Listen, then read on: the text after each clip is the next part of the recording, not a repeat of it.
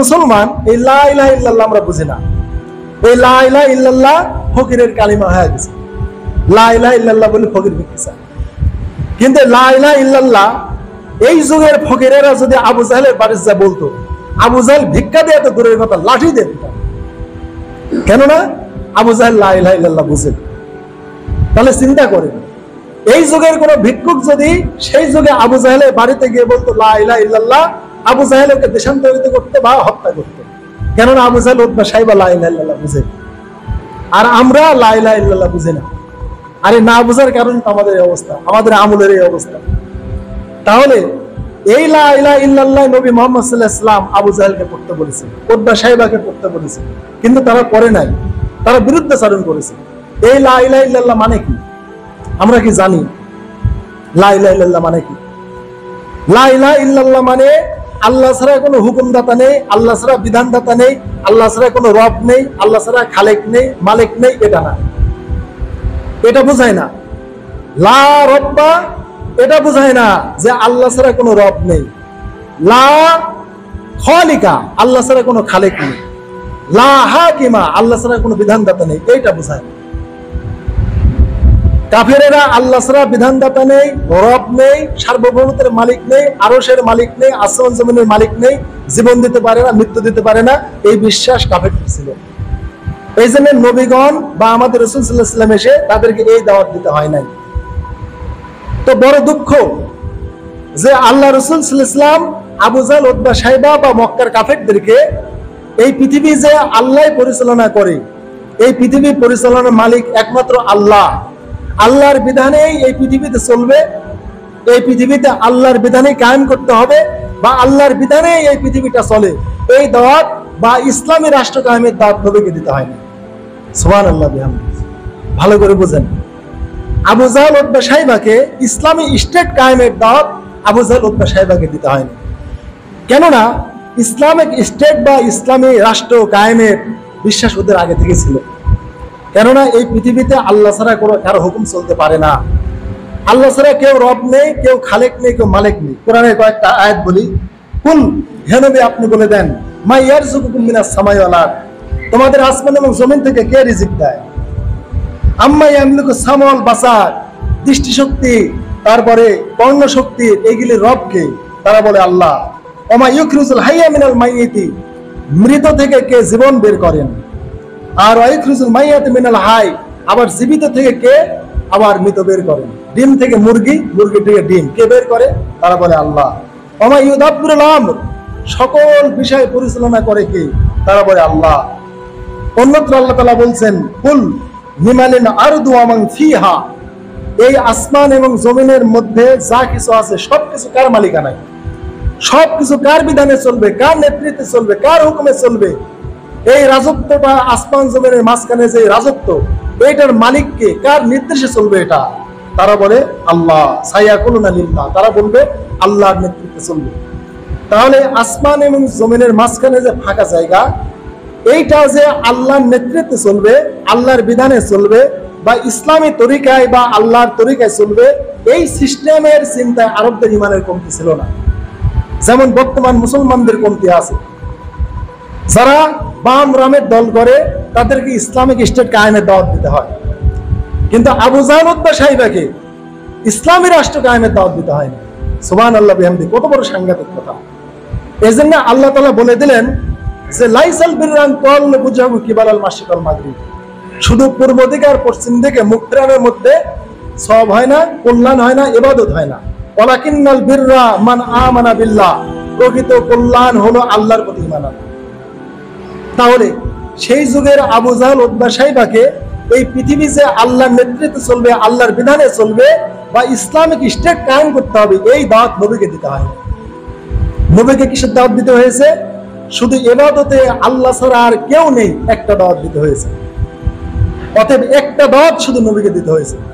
ওই যুগে আল্লাহ রাসূল সাল্লাল্লাহু আলাইহি ওয়াসাল্লাম আমাদের এই যুগের মতো আমরা যেমন দিন কায়েমের, আল্লাহর বিধানে রাষ্ট্র চালাতে হবে, কোরআনের আইন চালু করতে হবে, নবীর তরিকায় রাষ্ট্র চালাতে হবে, আল্লাহ এই পৃথিবী সৃষ্টি করেছেন, যিনি সৃষ্টি করেছেন তিনি বিধান দিতে হবে, এরকম দাওয়াত আল্লাহ রাসূলকে আপাতত মক্কার জীবনে দিতে হয় না 13টা বছর। তাহলে চিন্তা করেন, এই যুগে আমরা আলেম ওলামা আমরা মুসলমানদেরকে ইসলামী রাষ্ট্র কায়েমের দাওয়াত দিই যে ভাই পৃথিবীটা আল্লাহ সৃষ্টি করেছেন, আল্লাহর নির্দেশে ইসলামী বিধানে দুনিয়া চালাতে হবে, এই জন্য ইসলামী দলে ভোট দিতে হবে, এই দাওয়াতটা আমরা মানুষকে দিই। কিন্তু এই দাওয়াত আমার নবী জীবনে দেয় নাই, মক্কার আবু জাহেল উদ্বা সাইবা। তাহলে ইমান কার মজবুত? ইমানের দিক দিয়ে এখন আবু জাহেল আর আপনার ইমানটা মাপেন, যা আপনাকে ইসলামী রাষ্ট্র কায়েমের দাওয়াত দিতে হচ্ছে, কিন্তু আবু জাহেলকে দিতে হয় না। আবু জাহেলকে দিতে হয়েছে একটা দাওয়াত, আর আপনাদের মুসল্লিদেরকে দিতে হচ্ছে শত শত দাওয়াত। তাহলে ইমানের দিক দিয়ে কত অ্যাডভান্স ছিল আবু জাহেল উতবা সাইবা। চিন্তা করে দেখেন, আমরা তো নাম শুনলেই খেপে যাই, আবু জাহেল কাটটা কাফের, কিন্তু কি কারণে কাফের হলো? আল্লাহর কয়টা বিধান লঙ্ঘন করে কাফের হলো।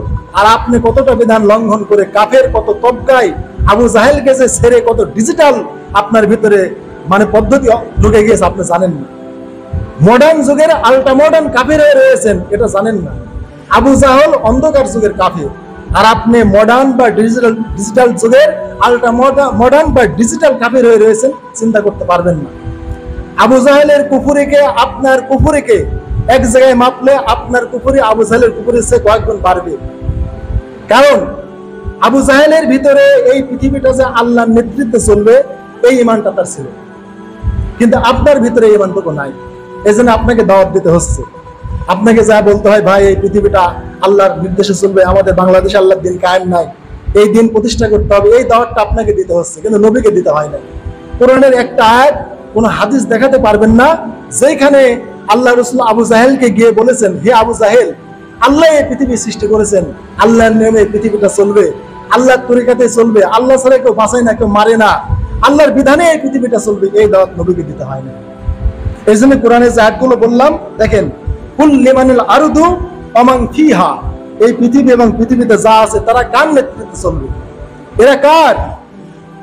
তারপরে সায়াকুলুনা লিল্লাহ, তারা শীঘ্রই বলে দিবে আল্লাহ। কুল মার রব্বুস সামাওয়াতিস সাবে ওয়া রব্বুল আরশিল আযীম, হে রাসূল আপনি যদি তাদেরকে বলেন সাত আসমান জমিন এবং সমান আরশের প্রতিপালক কে? এই পৃথিবী শুধু না, আল্লাহ সাত আসমান পালেন, সাত জমিনকে আল্লাহ পালেন। চিন্তা করেন, শুধু এক জমিন না, এরকম সাত জমিন আছে। ওই শুধু এক আসমান না, সাত আসমান আছে।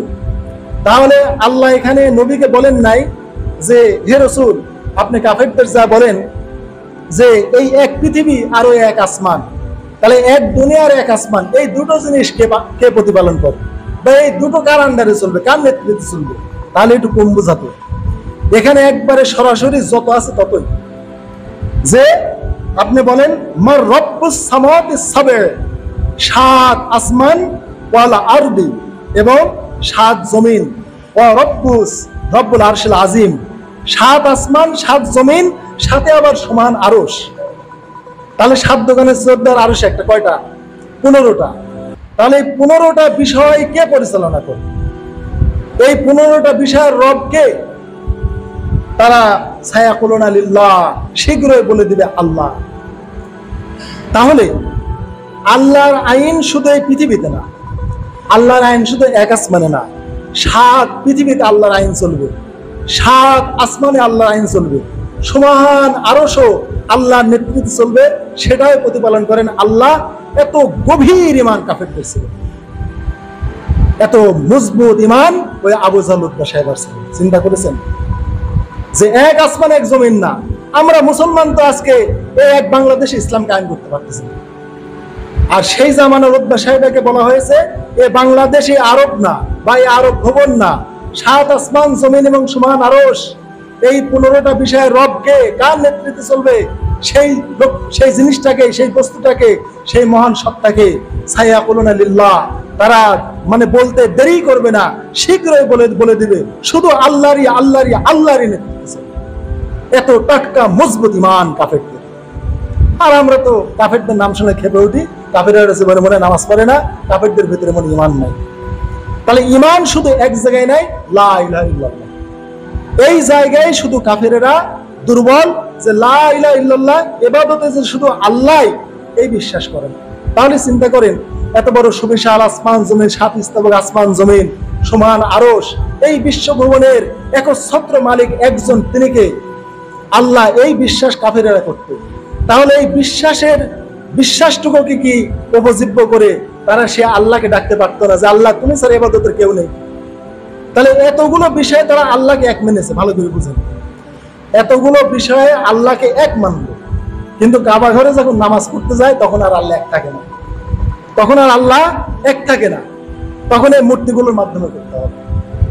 তাহলে চিন্তা করে দেখেন যে এই আয়াতগুলো নিয়ে গবেষণা করতে গেলে মানে হতভম্ব হয়ে যায় যে কাফেরদের ঈমান কত মজবুত ছিল। এই জন্যই তো যখন বদরের যুদ্ধ যখন শুরু হবে, কাবা ঘর থেকে যখন আবু জাহেল বের হচ্ছে তখন দোয়া করেছিল, আল্লাহুম্মা ইন কুনতা তাআলাম আল্লাহুম্মা ইন কুনতা তাআলাম বিআন্না আলাল হক ফানসুরনা। আল্লাহ, তোমার এই কাবা ঘরের গিলাফ দরজা ধরে আমি বলছি, যদি তুমি জানো আমরা হকের উপরে আছি, আমাদের বিজয় দান করো। ওয়া ইন কুনতা মুহাম্মাদ আলাল হক ফানসুরহু। আর তুমি যদি জানো, তোমার জ্ঞানে এলেমে যদি এটা থাকে যে মুহাম্মদ হকের উপরে আছে, সত্য পথে আছে, মুহাম্মদকে বিজয় দান করো। চিন্তা করেন কি ঈমান আবু জাহেলের, কত মজবুত শক্ত ঈমান। মানে আমি হকের উপরে আছি, মজবুতের উপরে আছি, অবশ্যই আছি। কি জন্য? একটা দিক খালি দুর্বল, সেটা হচ্ছে লা ইলাহা ইল্লাল্লাহ। এই দিক দিয়ে খালি আবু জাহেল দুর্বল।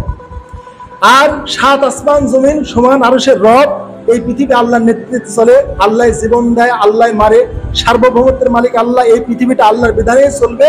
এ ব্যাপারে আবু জাহেলের ন্যূনতম ঈমানের কমতি ছিল না, কোন কাফেরের এ ব্যাপারে ঈমানের কমতি ছিল না। আর এই বিশ্বাসের কারণেই তো আবু জাহেল বলেছে যে আমরাই হকের উপরে আছি, অতএব জয়ী আমরাই হব। এই জন্য তো আল্লাহকে কাবা ঘরে গিলাফ ধরে বলেছিল আল্লাহুম্মা ইন কুনতা তাআলাম বিআন্না আলাল হক ফানসুরনি। যদি আল্লাহ তুমি জানো আমরা হকের উপরে, আমাদের বিজয় দাও।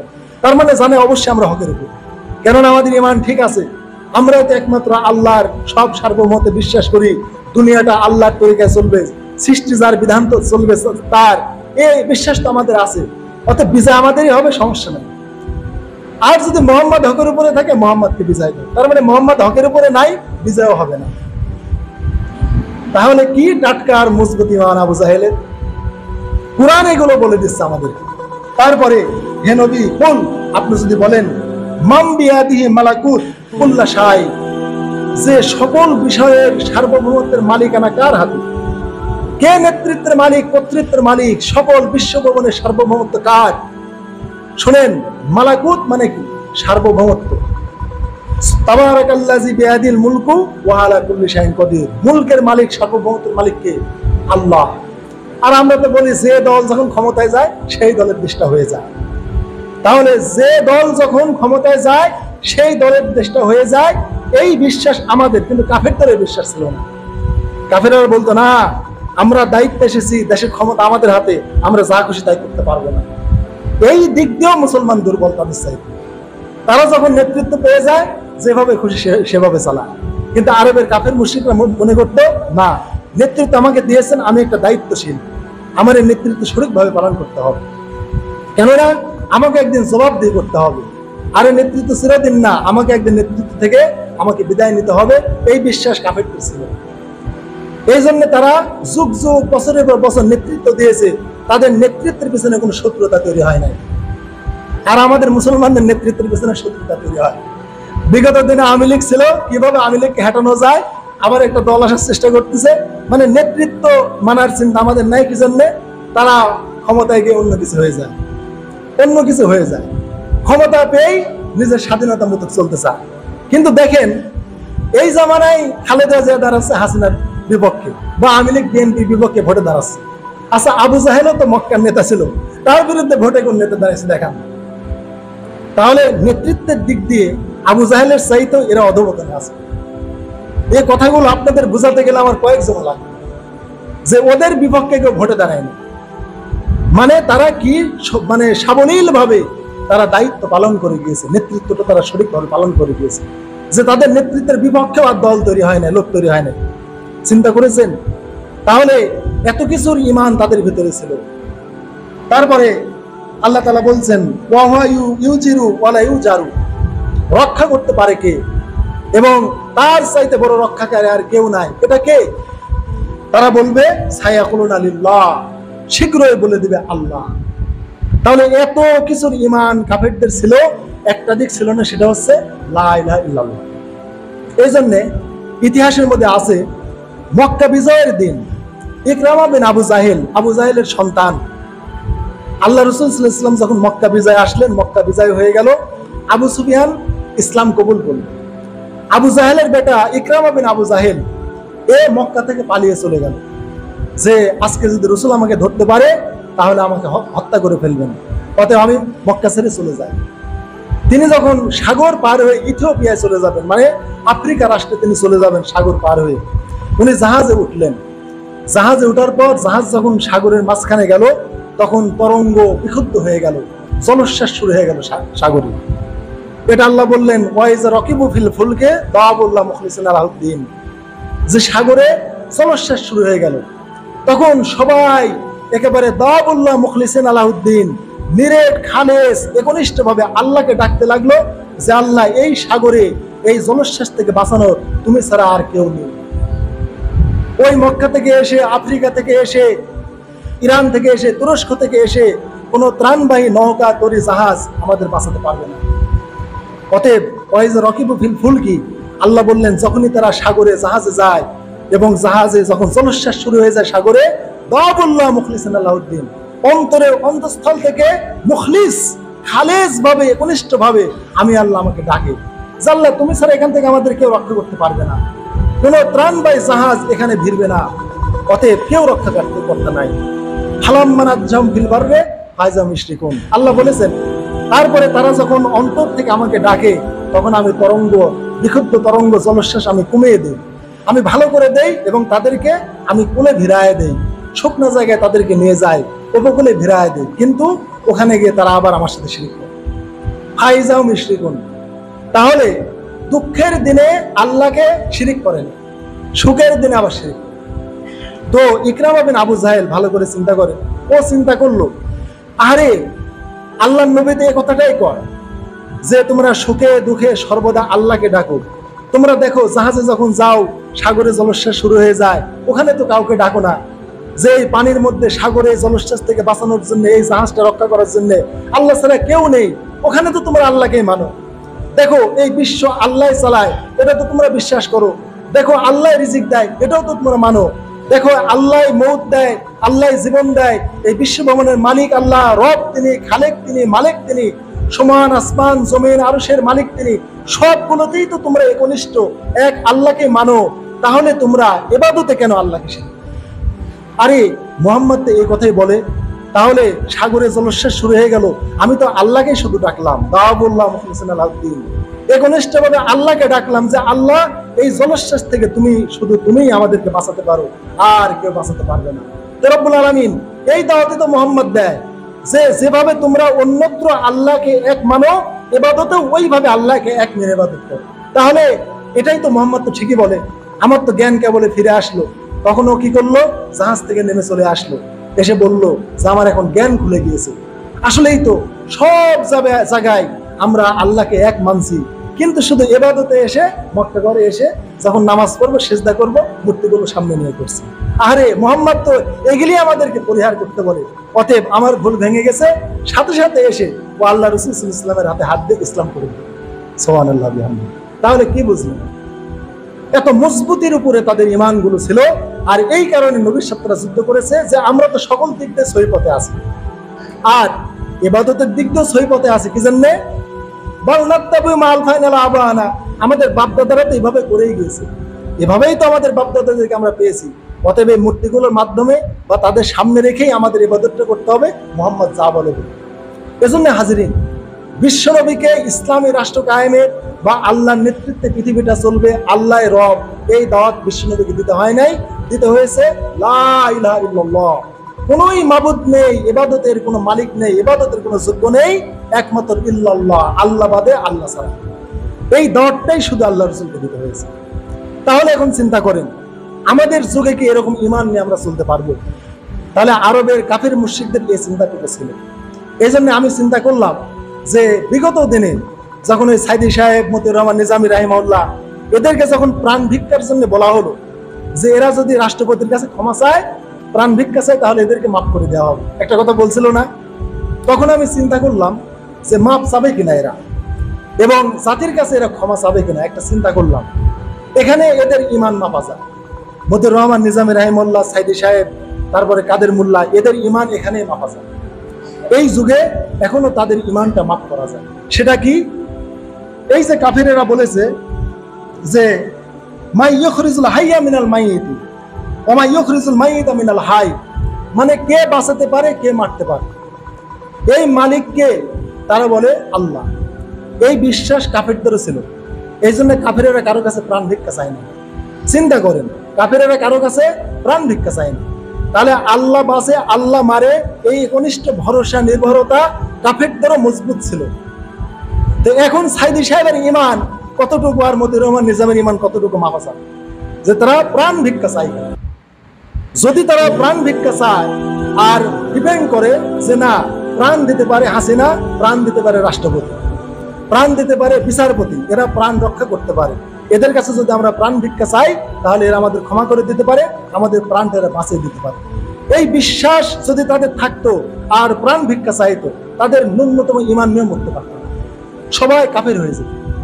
কিন্তু আমি জানি তারা সবাই আলেম ছিল, সবাই কোরআন ও হাদিসের জ্ঞানে পারদর্শী ছিল, এই আয়াতগুলো তারা জেনেছে, তাই এই প্রাণ ভিক্ষাটুকু তারা চায়নি। কেননা হায়াতের মালিক, মৌতের মালিক সব আল্লাহ। এই জন্য কারো কাছে কোনো মাথা নত করে তার ইমানের উপরে ফাঁসির দড়ি গলায় নিয়ে তারা ওপারে চলে গেছে। হাজরিন, আর আমরা মনে করছি তারা রাজাকার, তারা ধর্ষক, অমুক তমুক। হাই, ওই পরিবেশ যদি আপনার হতো, ওই রকম অবস্থায় যদি আপনাকে প্রাণ ভিক্ষা চাইতে বলা হতো, আপনি কি করতেন? ইমানটাকে একবার মেপেছেন? একবার কি ইমানটা দেখেছেন? আপনার ইমানটা আপনি মাপলেন কিভাবে? তাদের ইমান মাপা হয়েছে। ইমানের পরীক্ষায় আল্লাহর রহমতে তারা উত্তীর্ণ হয়ে, বিজয়ী হয়ে তারা মহান রবের দরবারে চলে গেছে। আর আমি আপনি নাদান মূর্খ এই পৃথিবীতে এখনো রয়েছি, আমার আপনার ইমান নিয়ে দুনিয়া থেকে যেতে পারবো কোনো গ্যারান্টি নাই।